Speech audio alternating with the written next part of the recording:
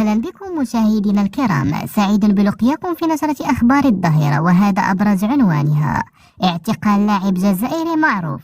وهذه التفاصيل: أوقفت المصالح الأمنية بمطار مراكش عائلة لاعب كرة القدم الفرنسي والجزائري زين الدين زيدان أثناء مغادرتهم أرض الوطن بسبب طائرة الدرون، وذلك بعد أيام على العرس الذي أقامه نجل هذا الأخير بعاصمة النخيل. وكشفت تقارير إعلامية أن سلطات المطار حررت محضر مخالفة مع اللاعب الدولي، كما حجزت الدرون التي كانت بحوزتهم والتي لم يصرحوا بها خلال دخولهم التراب الوطني. وجاء في محضر المعاينة أنه عند مزاولتنا لمهامنا المتمثلة في المراقبة عثرنا على طائرة بدون طيار المشار إليها في محضر الشرطة القضائية.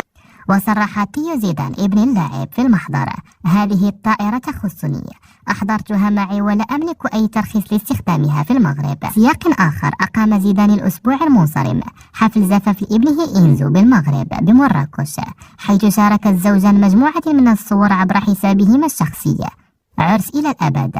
وعبر النجم زين الدين زيدان وعدد من أصدقائه الذين حلوا بالمغرب عن إعجابهم بمدينة مراكش التي اعتادوا زيارتها في العطل والمناسبات الخاصة بهم. نشكركم على حسن متابعتكم وإلى اللقاء.